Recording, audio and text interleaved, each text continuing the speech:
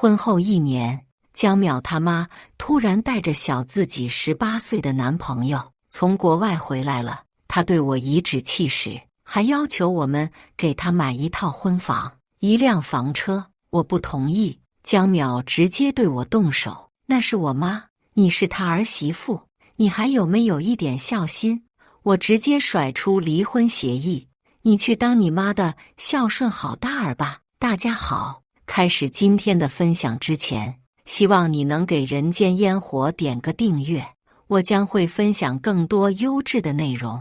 江淼她亲妈潘月兰女士回国了，凌晨4点，她拉着正在医院打点滴的我赶到机场接机。周周，你看是不是那个咱妈？江淼抓着手里一张泛黄旧照，一边看一边喊起来。身穿黑色貂皮裙的中年妇女戴着墨镜走到我们面前：“儿子，我的小淼。”她侧身撞开我，一把抱住江淼，认真抚摸她的脸颊。江淼双目含泪，适时地喊了句“妈”，一派让人感动不已的认亲画面。但突然被身后一道清脆男声打断：“堵在路中间，叙旧不好，不如换个地方。”潘女士这才笑着回身挽住男人的手，笑得甜蜜。“这位，我的男朋友陈志。”“没错，这就是小了他整整18岁的小男朋友。不过我隐隐觉得这张脸好像在哪儿见过。”一时恍然，身旁江淼嘴角一抽，毕竟眼前这陈志看上去和我们差不多年纪，叫哥还是叫叔，显然都不太合适。我及时岔开话题：“餐厅订好了，我们先过去吧。”饭桌上，潘女士对同桌2位男士都笑盈盈的，不停给他俩夹菜，就是没正眼看我一下。直到一顿饭结束，夜幕掩上，他才放下筷子，以手指脸：“儿子，你也知道妈妈这些年在国外过得辛苦，积蓄也不多，但好在你有出息啊，所以妈之后结婚的婚房、婚车，你应该都能担得起。”桌上顿时安静了一瞬，我挑挑眉，温声开口：“您的意思是，你马上就要结婚？”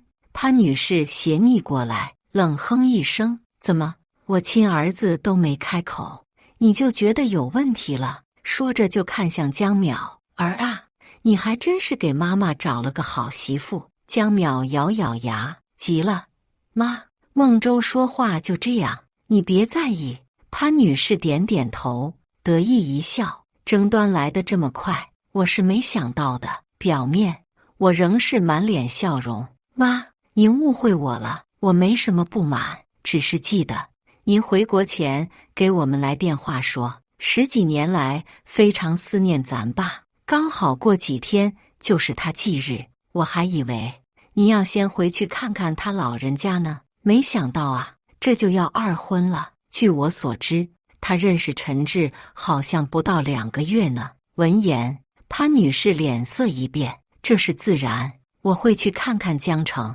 用不着你提醒。”江城就是江淼他爸，当年他和潘女士结婚时，在大公司当经理，独立买了2套房，算是中产之家。谁知14年前，江城在一次露营中意外跌落山崖丧了命。更糟的是，此时潘女士执意要投资的产品也统统亏本，卖完房还欠下10几万债务。没多久，潘女士就抛下才10岁的江淼，跟着初恋情人跑到了国外快活。为什么要用快活这个词呢？因为我昨晚翻看潘女士的朋友圈时，只看见了她天天出席高档酒店、觥筹热烈的照片。江淼是被一个无法生育的远房大姨抚养长大的，毕竟不是亲生儿子，他长这么大也吃了不少苦。刚认识那会儿，说起往事，江淼总是眼眶猩红，咬着牙说：“我永远不会原谅他，世上没有这样狠心的妈。”当时我还担心他被原生家庭的仇恨裹挟，产生心理阴影，如今没想到是我多虑了，因为潘女士还没有落脚之地，就先带他们回了我和江淼的新房。一进屋，潘女士眯了眯眼，借着参观的名义，把2间卧室门推得砰砰响。江淼在帮他妈倒开水，抬起头问：“怎么了，妈？您觉得哪里不对？”“儿子啊，这婚房是你们俩谁装修的？这什么品味啊，差劲得很！我找头聪明点的猪来，都比这捯饬的好看。”江淼不开口了，偷偷瞅一眼我的脸色。潘女士对着我笑笑：“算了算了，我知道小梦是农村出来的嘛，没见过世面，装修成这样子也能理解。我不甘示弱，据我所知，你也是江南农村出来的孩子，不是吗？”说完这句，我不再看他的脸，转身准备回房。虽然从小在孤儿院长大，没有父母撑腰，但是这多年的学习经验告诉我，没有一而再再而三的退让。话不投机，转身远离就是。站住！潘女士叫住我，抬了抬下巴：“这主卧就留给我和小陈睡吧，别的房间我看着挺脏的。”见我神色不对，江淼咬了咬唇，过来拉住我的小臂：“一间卧室而已，老婆你黑着脸是什么意思？咱妈第1天回来，别扫兴。”我盯了她半晌，气笑了：“好啊，咱妈要睡主卧就睡，但你也得给我点时间，让我把私人物品收拾出来。”潘女士还是不干，仍旧气势凌人：“你有什么私人物品？你从头到脚哪样东西不是我儿子给你买的？我睡主卧，你还怕我拿你东西了？小年轻心思这么恶毒，以后还得了。”看清潘女士为人调性的我不再开口，眼神示意江淼：“我说一句人话，你妈妈却恨不得回敬我10句，你在装聋作哑。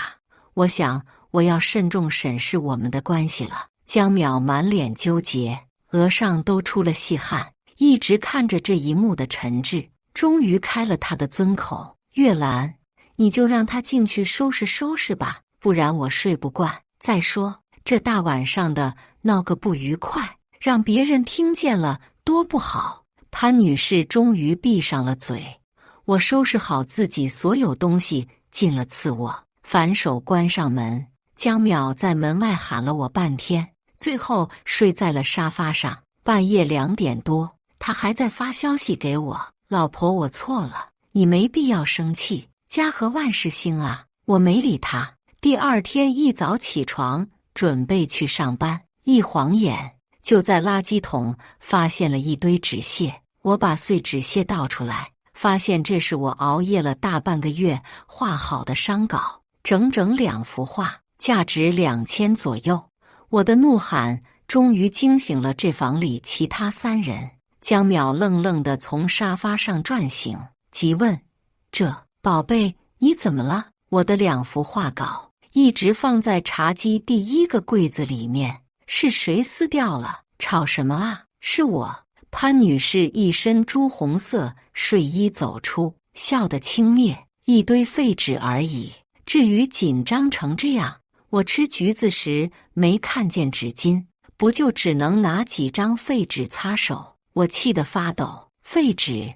你老是眼睛不好使，看不见这是画稿，还是故意的？要真按照他所说，擦个手还需要把我的画稿撕碎吗？”旁边柜子到处是餐巾纸。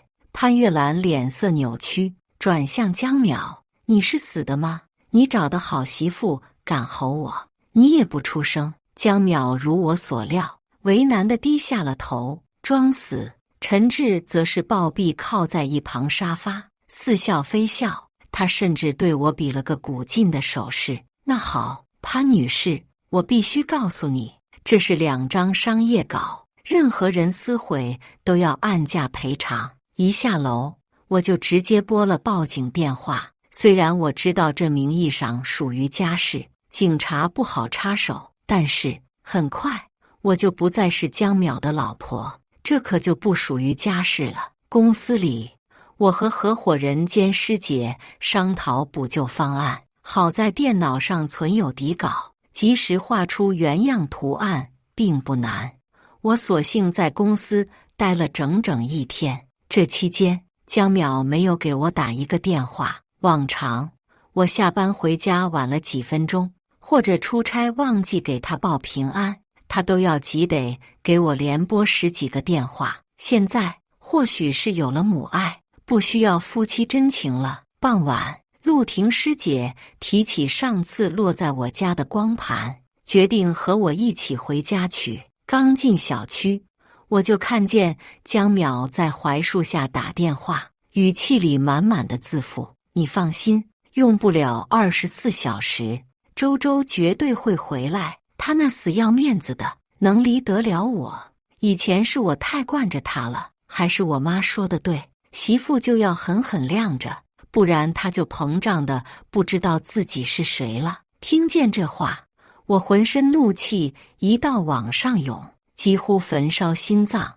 听见全程的陆婷师姐也是眼角一抽。平常看江淼来公司接你还挺温和，没想到是个妈宝男，双面人。我咬着牙准备出去和他来个对峙，被陆婷师姐拉住。别啊，现在过去拆穿他真面目多没意思。还记得我们看过的那部电视剧吗？我看着他狡黠的眼神，挑眉一笑。前段时间我们一起追剧，非常狗血的女主斗恶婆婆的戏份，不过不是正面私架，而是以魔法打败魔法，倚老卖老是吧？我成全你，在儿子面前装无辜，对吗？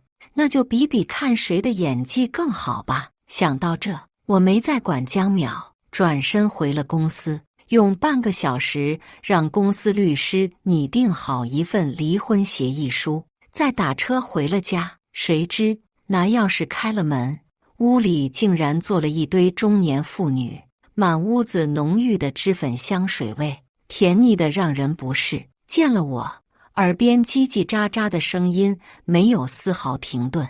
潘月兰女士被簇拥在沙发正中间，翘着二郎腿在嗑瓜子，沙发底下是一堆瓜子壳、水果皮，甚至还有烟蒂。好好的客厅，不到1天时间成了半个垃圾场，这是怎么回事？潘女士笑了，我带几个好姐妹回我儿子家做客，需要经过你允许。我细品了一下这个词，您儿子的家。对了，昨晚忘记告诉你，买这房子时我和江淼协议对半出，一人25万，谁知他被人骗走10万，所以在潘女士不满的眼神中，我一字一句，最终婚房我出了35万，但是你儿子也给我打了欠条，欠我10万。小贱人，胡说八道！潘女士愤怒地站起来，扬起遥控器就砸向我。陆婷师姐拉了我一把，我及时躲开，遥控器就不偏不倚砸中了我们身后刚走出电梯的江淼。哎呀，疼！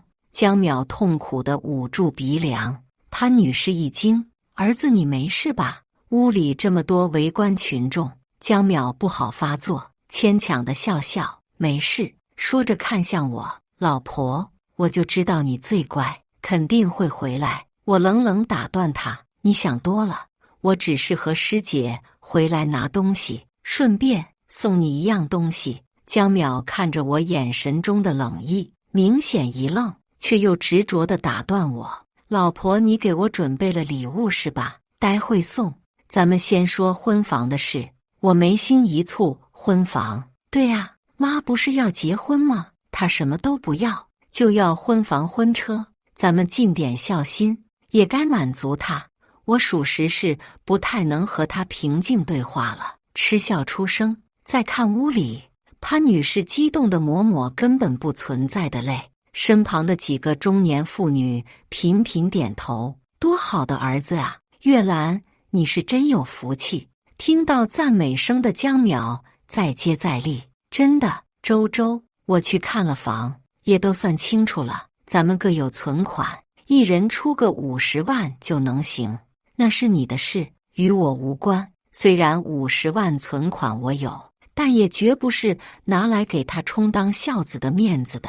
你什么意思？我嫌腻他，字面意思。江苗，你忘了，婚前咱们就说，涉及金钱的任何事都要商量决定。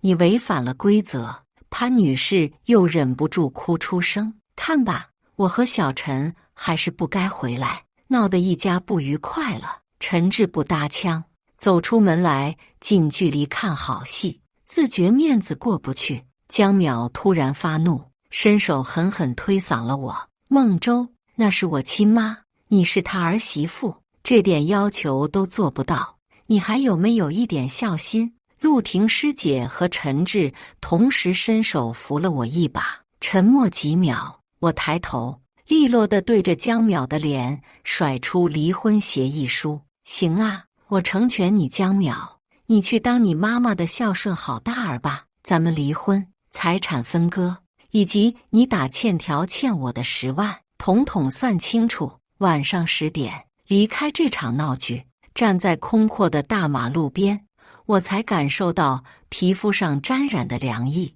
陆婷师姐用力抱着我，轻摇一摇，好戏才开始，你是主角，可不能泄气。当初我和江淼是闪婚，那一年我刚从大学毕业，找到一份月薪2000块的工作。曾经待过的孤儿院副院长江河却找上门来，他对我百般纠缠，恶意污蔑，甚至敲诈勒索，让我偿还当年他对我的照顾之恩。我报过警，但没几天，江河仍旧像附在我身后的鬼魅，如影随形，似乎不撕下我的皮肉狠狠啃上几口，他便不会罢休。因为这个人，我接连丢了3份工作，房东也差点将我赶出门。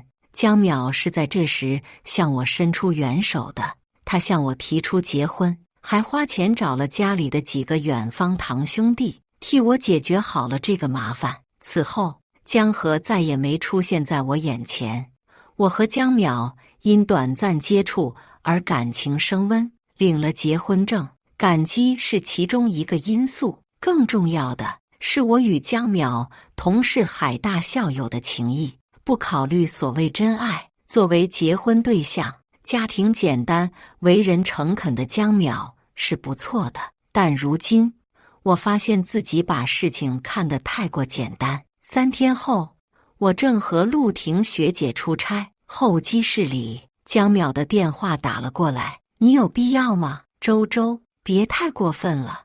我看向窗外风景，慢悠悠道：你这么咆哮，是因为警察上门找潘女士算账了。江淼的声音更加恼怒，家丑不外扬，这个道理你不懂吗？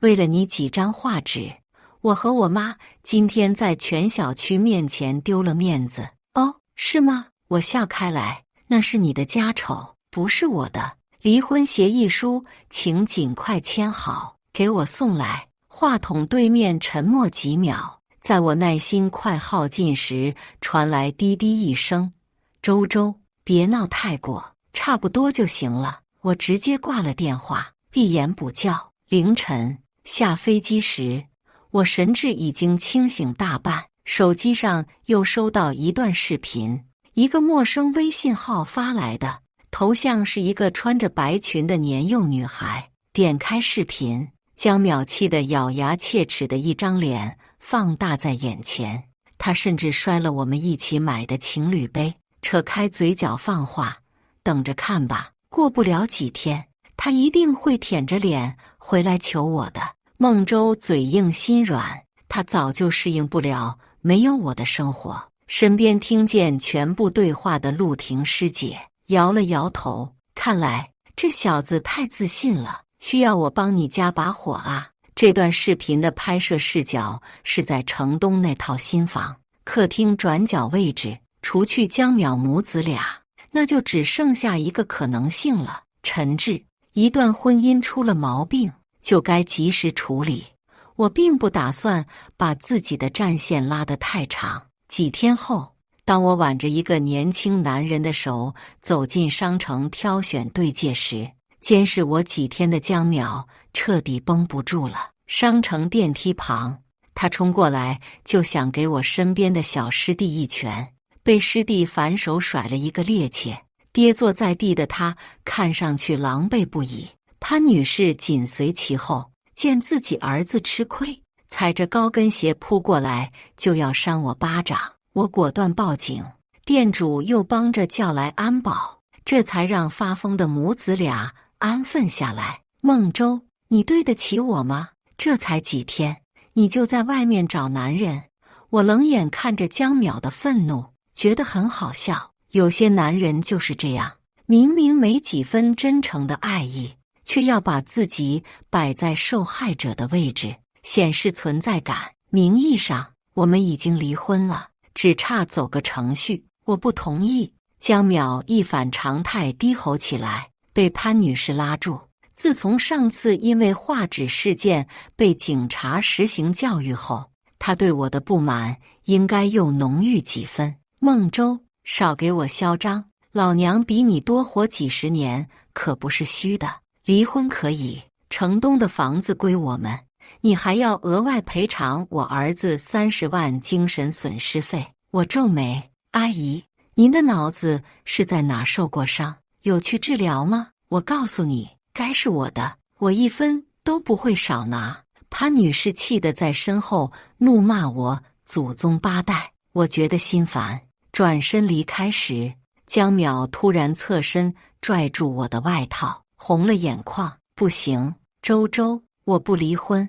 你知道自己在说什么吗？身边小师弟一把拉开他，语气上扬，学长，请自重啊。当初在大学，我就一直喜欢孟学姐，谁知道被你抢先一步，但现在看来我又有机会了，而你已经是过去式了。一个合格的前夫就应该像死了一样无声消失，这一点你懂吗？江淼嘴唇发抖，失控咒骂了他一句。冷冷观战的我不由得在心里叫好，陆婷师姐这台词写的很合我意。别走，你别走，周周，听我说完。江淼焦急叫住我，陈志跟我说，他不需要婚房婚车，我可以用我的钱在外面替他们租房，这样你就能回来了，对不对？潘女士听了这话直跳脚，儿子，你要气死我是不是？妈，够了，你难道一定要看着我离婚才开心吗？空气里逐渐漫上尴尬的气息，我状似为难地看着江淼，迈不开脚，被身边小师弟拽着手臂拉走。我没急着回去，仍旧和陆婷师姐合住。这期间，我知道江淼已经和潘女士有了隔阂，江淼愿意出钱在外面租一套新房，让潘女士和她小男友搬进去。当然，潘女士死活不愿意，觉得租房丢了她面子，为此两人天天冷战。江淼受不了了，直接住进公司。这下倒好，潘女士在家一改懒散，只得自己亲自做饭，伺候陈志。这些我都是从家里监控上实时看到的。看着看着，陆婷师姐笑了，你没觉得这个陈志挺有意思？的确，他要是个一般的软饭男，就该趁机搅浑水，扩大母子俩矛盾，让潘女士把钱往他口袋里砸。像这样既不表态，不拱火，也不找退路的，倒是少见。陆婷师姐搂住我，既然这样，咱们就按计划行事喽。回城东办事那天，江淼出现在地下车库。周周，我都知道了。他走上来就要抱住我，被我侧身躲开。我故意反问，你知道什么了？这个时候你就别逞强了，你们的合伙公司出问题了，对吧？资金周转不过来，你跟我说啊，我是你老公，有什么事都能替你扛着。车库昏黄，灯光影影绰绰投射下来，让我看不清这男人眼里有几分真心。但无论怎样，我都不打算再和他共同维持所谓的婚姻。存在裂痕的感情再用力复原，我也毫不稀罕。我绕过他往前走，你放心，我不会拖累你，你走吧。孟周。江淼拉住我的手腕，放软语气，你别这样说话，离婚协议我不会签，我们一直是夫妻，可我现在已经很疲惫了，太多事情阻拦在我们面前，比如你妈妈的态度。见我有所松动，江淼似是下定决心般开口，我会处理好，相信我。僵持不下时，身旁的陆婷师姐及时开口，江淼，你不知道，周周在公司无论遇到什么事，再苦再难都能抗过去，但只要想到你，就忍不住的伤心掉泪呢。江淼脸上闪过诧异和愧疚，这次出差他旧病复发，喉咙疼得充血，却硬撑着出席饭局。我可警告你，这次你要能把他带回家，可不能再让他受委屈了。这些话配合着我略显无辜的做作表情，江淼信了，急道：当然不行，现在我欠着账，回家也会被追债的，我得自己想办法。江淼蹙眉犹豫了好久，像被割肉一样开口：周周，我这里还有钱，整整10万，你拿去应对公司危机吧。我收下了这钱，重新跟江淼回了城东那个家，而真正的战役现在才开始打响。江淼，这几天我认真想过了，我对你妈妈确实不太好，让她误会了我，自然没法亲近我。车上，我低着头，一字一句说着昧良心的话，之后我会改的，尽量让她接受我，只要她愿意。希望你也要在其中出力。周周，你能这么想真是太好了。江淼满眼开心，嘴角控制不住的上扬，但是现实却让他的美梦破碎了。晚上，我还没跨进家门，就被潘女士飞来的茶杯砸得身体歪倒，我索性一屁股跌坐在大门口，哎呦呦地喊起来。见状，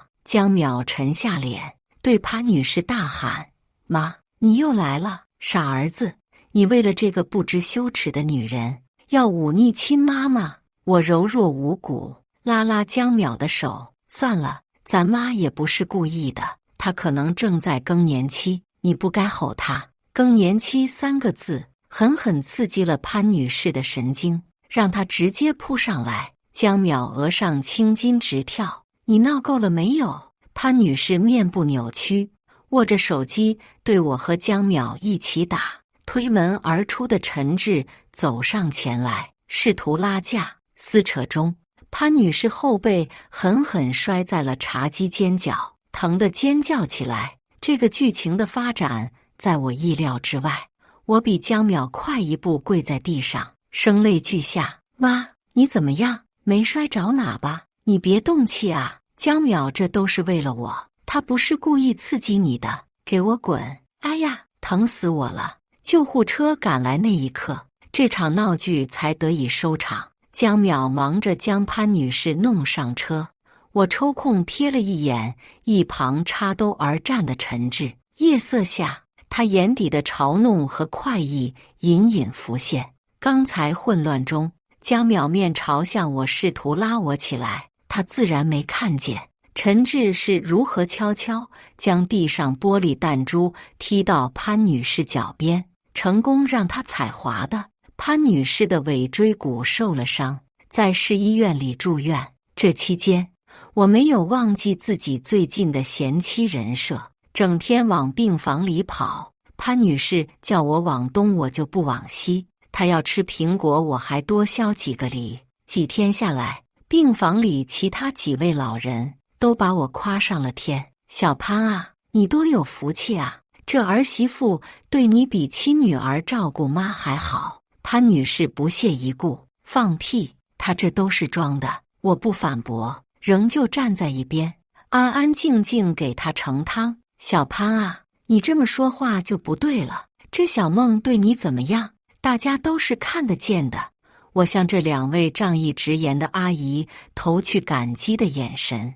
潘女士眼看一张嘴说不过，气得腮帮子发抖，看了看时间，江淼也该过来了。我双手端着鸡汤，笑眯眯看向潘女士：“妈，喝点鸡汤补补身体。”“哼，我不会喝。”“孟周，你想重回我儿子身边，不就是看中他身上的存款吗？你有手有脚的，非得缠上他不放了是吧？”“抱歉妈，是江淼缠着我不让我走。”我压低声音，他这次为了哄我回家，支持了我10万块私房钱呢。“什么？”潘女士猛然看向我，震惊不已。下一秒，她就因为愤怒狠狠挥开我手里的汤碗。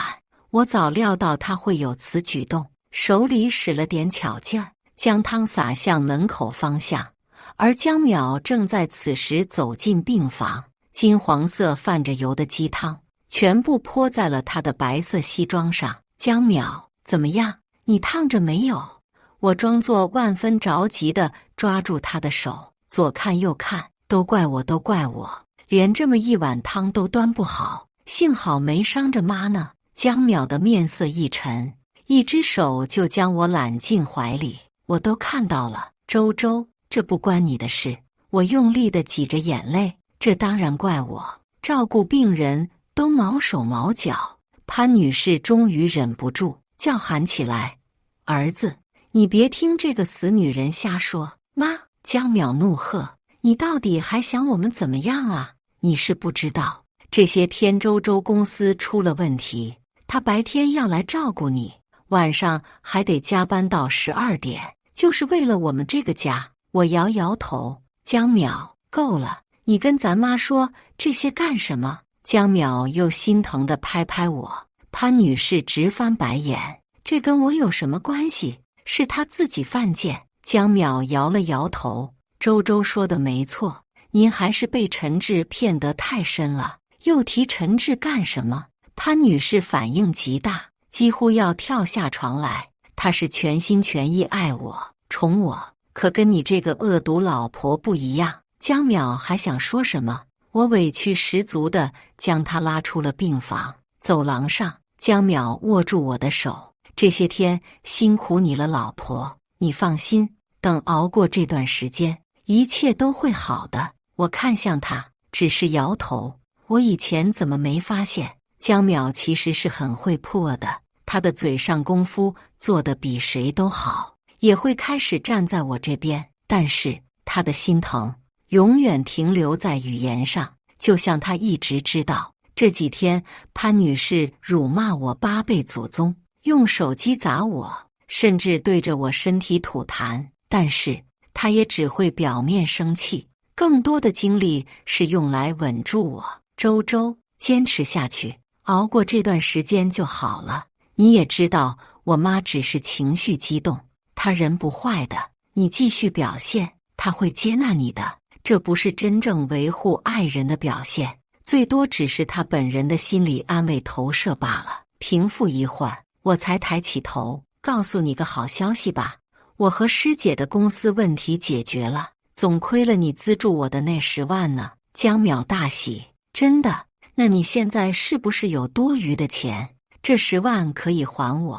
对上我的眼神，江淼表情尴尬一变：“不是，我不是缺这10万，我的意思是，不愧是我老婆，来钱就是轻松。”我转移了话题：“总之你放心吧，公司现在情况很好。上次在商城你见到的那位师弟，他投资进来5万，最近分红了20几万呢。”“真的？那我怎么没有？”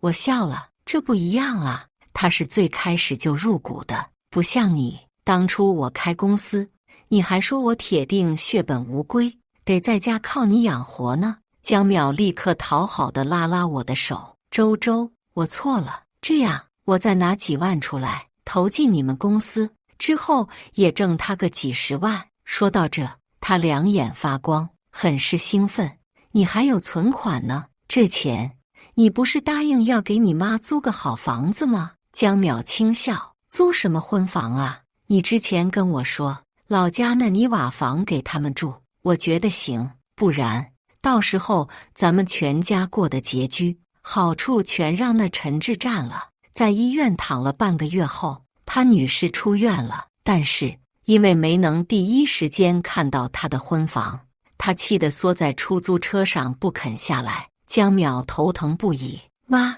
小区里这么多邻居呢，你别闹，让我别闹，说好给我和陈志的婚房呢，新车呢，什么都没有，你让我回去喝西北风吗？怎么会呢？我插话，你要喝，肯定是喝我煲的汤啊，总之没有这两样，我今天就不下车。他越说越激动，吸引了不少围观群众。这就是你们说的6栋2单元那海归老太婆，她那小男朋友还没她儿子大呢，听说他人厉害着呢，之前抛家弃子，现在回来净整儿媳妇。听到这些话，潘女士面子上挂不住了，直冲我来。孟周，你还敢在外面胡说八道，看我不撕烂你的嘴。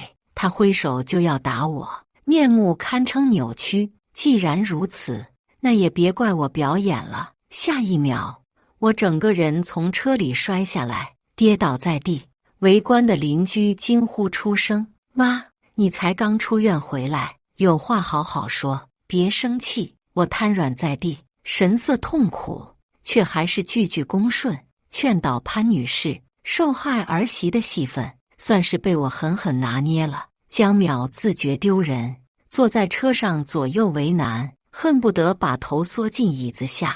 潘女士不负我所料，踩着高跟鞋下车，又想给我来一脚。突然出现的陈志拉住她：你看看这是什么场合？潘女士这才有所平息。周周，你没事吧？江淼这才下车来扶我，被我侧身闪开。经过今天这一闹，潘女士在小区内的口碑彻底崩坏，恶毒婆婆人设算是立住了。每次出门溜达，都能听见大爷大妈对她指指点点。但是最近潘女士没空搭理这些，因为陈志在和她闹分手呢。分就分，妈，你让他走，我再给你找一个年轻的。潘女士手提包直接扔到江淼脸上：滚开！你把你妈当成什么了？我就要陈志，老娘阅人无数，他是最帅又对我最好最耐心的一个了。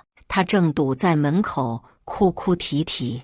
陈志收拾好行李就要走，潘女士死活不肯，嚷嚷着儿子不孝，不顾自己后半生幸福。江淼的脸青一阵白一阵。陈志蹲下身来，看向潘女士：我说过了，我依旧是爱你的，只是外面的声音让我受不了，我也不能一直没名没分地跟着你，这算什么？不如你就放我出国散散心吧。不行，出了国你还会回来吗？外面那么多妖艳女人，直接把你魂儿都勾走了。两人僵持不下，我试着建议了一下，谁说没名没分？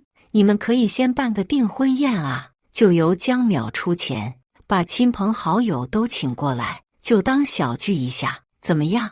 潘女士闻言一愣，接着猛点头，总算说了句人话。她又转向江淼，咬牙切齿：我要的婚车婚房你不给我就算了，这个你也做不到，你干脆去死，别说是我儿子。江淼实在有难处，因为他上次听我说到公司分红，非常心动，立刻借了10几万要入股，现在他手里可是一分闲钱都没有呢。半晌，江淼咬牙答应：好，你要订婚，我办。见状，陈志松了口，不再执意要走。潘女士很开心，当晚打了几个小时的电话，给老家的7大姑8大姨都邀请到了滨江酒店，说好的小型订婚宴，这么一算，得有50、60桌客人了。人数越多，江淼要借的钱就越多，而这正合我意。潘女士回屋后，江淼拉住我的手，小心翼翼地问：周周，你最近不是发了工资吗？能不能？对不起亲爱的，那笔钱我都借给一个重病的同学了，你没钱了是吧？我再帮你问问圈里的朋友吧。不用了，他立刻打断，神情几分不自然。我会有办法的。最终，江淼想到的办法是拿潘女士的身份证明带了一笔钱，作为订婚宴的资金。这几天，潘女士神采奕奕，对我也更加趾高气扬。孟周，你等着，等我订婚宴一过，这个家绝对没有你的容身之处。我耸耸肩膀，是吗？我很期待呢。订婚那天，潘女士穿着拖地婚纱裙，笑容满面招呼她的老姐妹们。但关键时候，陈志找不见人了。我夸张地询问：“妈，这可怎么办才好？你还特地开了直播呢？”陈志玩消失，这不是打您的脸吗？客人们纷纷露出或疑惑或看好戏的表情。直播间里，一条条幸灾乐祸的弹幕滚动刷屏，热度前所未有的高。潘女士笑不出来了，只能怒骂：“贱人，给我闭嘴！”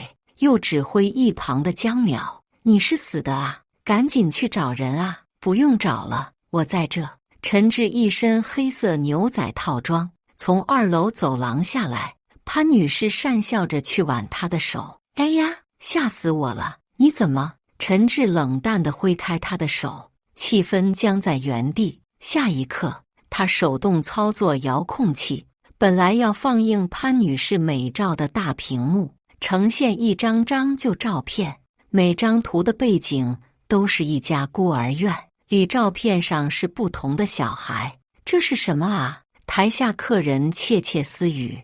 潘女士的表情从疑惑逐渐转变为震惊，放出的图片越来越让人笑不出来。画面中的孩子都带着不同程度的伤痕，脸上表情无一例外都是惊恐害怕。陈志将手中话筒递到我手上，我顺势站上高台。各位，这是17年前的锦绣孤儿院发生过一件大新闻，大家应该都听说过。院里面20多个孩子都遭受了副院长江河和一位捐助人的恶意虐待，他们的目的从来不是资助我们，而是不停在我们身上弄出伤口，以便于上电视时更加凄惨，可以吸引更多的好心人投资。台下，潘女士如梦方醒般尖叫着要推倒我，被陈志狠狠搡开。胡说八道！孟周，